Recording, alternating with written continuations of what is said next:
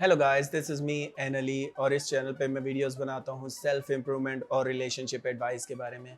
और आज की मेरी वीडियो का टॉपिक है, is no contact always the right way. ठीक है, क्या no contact always right way है? इट डिपेंड्स करता है। अगर अगर अगर आपने चीट किया है, आपने धोखा दिया है, आपने किसी को छोड़ा है, तो फिर no contact is not the right way. ठीक है, फिर आपको नो कॉन्टैक्ट पे अमल नहीं करना चाहिए, बल्कि आपको उनके पास जाना चाहिए, उनसे सॉरी करना चाहिए कि आपने उन्हें धोखा दिया या जो भी। सच्चे दिल से सॉरी करें। अगर वो आपको एक्सेप्ट कर लेते हैं तो इट्स ओके, अगर वो नहीं करते तो उन्हें स्पेस दें। अच्छी यादें उन्हें आएंगी, लेकिन सच्चे दिल से सॉरी लाजमी करना है, ये इंपॉर्टेंट है। लेकिन if somebody dumped you, if somebody leave you, then no contact is very important and it's always the best choice. Because जैसे जैसे टाइम गुजरता है नो कांटेक्ट के साथ, मे बी आप रिलेशनशिप के आखिरी दिनों में लड़ाइयाँ वड़ाइयाँ कर रहे थे, तो जैसे जैसे टाइम गुजरेगा उनको आपकी अच्छी यादें आएंगी और वो आपको मिस करेंगे। वो आपके उन छोटे छोटे मोमेंट्स को याद करेंगे जिनमें आप दोनों मिलके हंसा करते थे, जिनमें लॉन्ग कॉल्स पे बात होती थी, मैसेजेस एक्सचेंज होते थे, जो भी। तो वो उन अच्छी यादों को याद करेंगे, तो इसलिए no contact is the best choice. और दूसरा, ये आपकी वैल्यू बढ़ाने का एक ही तरीका है। ठीक है, किसी भी इंसान की वैल्यू तब बढ़ती है जब वो आपके पास अवेलेबल नहीं होता। ठीक है, मैं उन दोस्तों को ज़्यादा मिस करूँगा, या हर इंसान करता है, जो हमें अवेलेबल कम है। ठीक है, जो हमें सालों बाद मिलते हैं, इसलिए हम फिर खुशी से उनसे बैठ के बातें करते हैं, डिस्कस करते हैं बचपन की चीज़ें, ये वो अच्छा फील होता है। क्यों? क्योंकि वो हमें कम मिलते हैं। अगर वो हर टाइम हमारे साथ चिपके रहें, दिन में 4 बार हम बात करें, तो कुछ बचेगा नहीं। ठीक है, और सोशल मीडिया ने इस चीज़ को बर्बाद कर दिया आजकल। पहले दौर में बहुत ज़्यादा वैल्यू होती थी। पहले सालों बाद एक दूसरे से कज़न्स मिलते थे या स्कूल के फ्रेंड्स मिलते थे, तो एक वैल्यू होती थी एक दूसरे की। लेकिन आजकल प्रॉब्लम ये है कि आजकल मुझे पता है कि सुबह मेरा दोस्त कौन सी शर्ट पहन के ऑफिस गया है, सुबह सुबह सेल्फी आई होती है, या स्टेटस देख रहे होते हैं एक दूसरे की, क्या सोच रहे हैं, क्या कर रहे हैं। तो इसलिए वो एक जो क्यूरियोसिटी एक दूसरे के बारे में ख़त्म हो गई थी, हो गई है।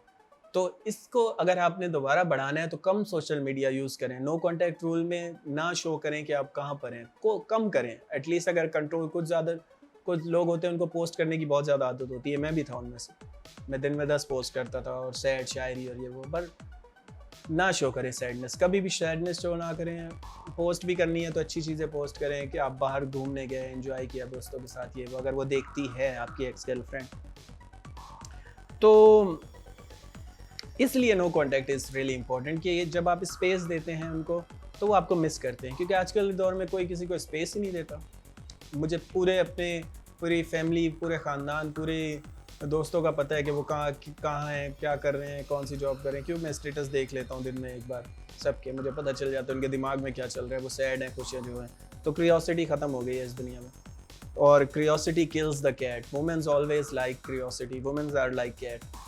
तो जितनी आप अपने आप को हाइड रखेंगे, क्यूरियोसिटी में रखेंगे, जितना आप ब्रेकअप के बाद गायब हो जाएंगे उसकी लाइफ से और उसको सोचने पे मजबूर करेंगे कि आजकल आप कहाँ हैं, क्या कर रहे हैं, तो उतना वो इंटरेस्ट लेगी। और एक दिन ऐसे होगा कि वो, मतलब इमोशन उसके इतने हाई हो जाएंगे कि वो आपको मजबूर हो जाएगी कॉल या मैसेज करने पे। ठीक है, लोग मुझसे पूछते हैं कि कोई मुझे ऐसी चीज़ बताओ जिससे मैं उसको फ़ौरन वापस ले आऊँ। भाई ऐसा कोई चीज़ नहीं है। कभी आपने केक को बेक किया है ओवन में? ठीक है, आप हीट ज़्यादा करके केक को जल्दी से बेक नहीं कर सकते, आप उसको बर्न कर देंगे। अगर आप उसको प्रोसेस को फास्ट करने की कोशिश करेंगे, नो कॉन्टैक्ट रूल के प्रोसेस को, ठीक है, कोई मैनिपुलेटिव थिंग्स करके, कोई इस तरह जेलसी शो करके। अक्सर लोग कहते हैं कि मैं अब जेलसी उसको जेलस करवाऊँगा, मैं पोस्ट करूँगा गर्लफ्रेंड्स के साथ, ये वो। तो इससे आप अपने आप को और ज़्यादा लो वैल्यू इंडिविजुअल साबित करेंगे और मे बी शायद वो और ज़्यादा आपको हेट करने लग जाए। तो नेचुरल प्रोसेस रखें, जस्ट स्पेस दें और अपने ऊपर वर्क करें। ठीक है, ऑलवेज ये आपको अट्रैक्ट करेगा। एक तो आप बेटर बन रहे हैं, इस वजह से वो आपसे अट्रैक्ट होंगे। दूसरा, आप अब उनको चेस भी नहीं कर रहे, एक एंग्जाइटी भी उनके दिमाग में होगी। दूसरा, आप स्पेस दे रहे हैं तो पूरा बुरी यादें मिट रही हैं उनके दिमाग से, अच्छी यादें बस रहेंगी पुराने वक्त। तो ये तीन फैक्टर्स हैं जो आपके फेवर में हैं। ठीक है, तो इसलिए no contact is always the best choice. मेरी बातें काफ़ी हार्श लगती हैं जब मुझसे पूछते हैं कि मैं उससे बहुत प्यार करता हूँ, मैं उसके बिना नहीं रह सकता, और मैं स्ट्रेट अवे कहता हूँ कि नहीं, ये आप उसके लिए नहीं कर रहे, ये आप अपने दिल के दर्द को, आप अपनी बस पेन फील कर रहे हैं तो उस पर रिएक्ट कर रहे हैं। जब मैं ये कहता हूँ तो लोग बुरा मना जाते हैं। तो रियलिटी यही है, आपको मे बी उससे प्यार हो ना हो, लेकिन आपकी जो ईगो को हर्ट हुआ है, जो आपको दर्द हो रहा है इस टाइम दिल में, आप बस उसको ख़त्म करना चाहते हैं। आप उसकी लाइफ के बारे में नहीं सोच रहे, वो किस प्रॉब्लम से गुजर रही होगी, क्या पता उसे स्पेस वाकई में चाहिए हो। लाजमी नहीं कि वो धोखेबाज है, आपको क्या पता बेचारी परेशान हो, उसके एग्जाम्स चल रहे हो, वो कोई बिजनेस करना चाहती हो, कुछ भी हो सकता है, अपनी जॉब से तंग हो, उसकी सिचुएशन से भी सोचे ना, उसको स्पेस दें तो सही। आप थोड़ा थोड़ा तो स्पेस दें। लोग स्पेस इतना डरते हैं, स्पेस ही नहीं देते। मैं थक जाता हूँ यार, ना करो। मैं बोलता हूँ मैं नो कॉन्टैक्ट रूल पे अमल करो, 2 हफ्ते बात नहीं करना, फिर 1-2 हफ्ते गुजरते हैं, भाई 2 हफ्ते ही अभी गुजरे हैं, 2 वीक्स आर नथिंग यार। 2 वीक्स में तो अभी भी रिलीफ भी फील नहीं करेगी, फिर आप मैसेज करना स्टार्ट कर देते हो उसे, फिर आप बहाने बहाने से।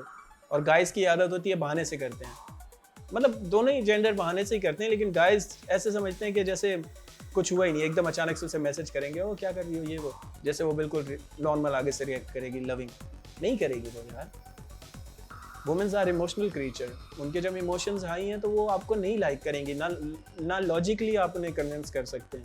ये भी गाइस की बड़ी प्रॉब्लम है, सोचते हैं कि अगर एक बार मेरे सामने वो बैठ गई ना, बस मैंने उसको अगर कन्विंस कर लिया, उसको मैंने ये चीज़ें बता दी कि मैं अब ठीक हो रहा हूँ, मैं अपने आप पे वर्क कर रहा हूँ, तो वो वापस आ जाएगी। नहीं, ऐसा नहीं होगा। आप वुमेन्स को लॉजिकली कन्विंस नहीं कर सकते जब तक वो खुद आपसे अट्रैक्ट ना हो किसी वजह से।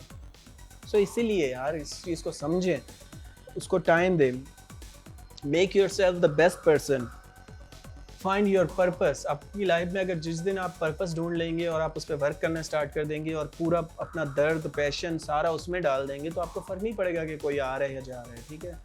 और आप हील भी बहुत फास्टली करेंगे जब आप अपने आप को बिजी रखेंगे, अपने दिमाग को डिस्ट्रैक्ट रखेंगे। इस चीज़ को लोग नहीं समझते। मुझे बहुत दुख होता है कि मेरे पास कोई पिल नहीं है, मेरे पास कोई ऐसी चीज़ नहीं है कि मैं फ़ौरन आपको दे दूं और वो आपकी एक्स वापस आ जाए। नहीं हो सकता ऐसा। ये पूरा नेचुरल प्रोसेस है, उसे भी नेचुरल प्रोसेस से गुजरना है जिस तरह आप गुजर रहे हैं।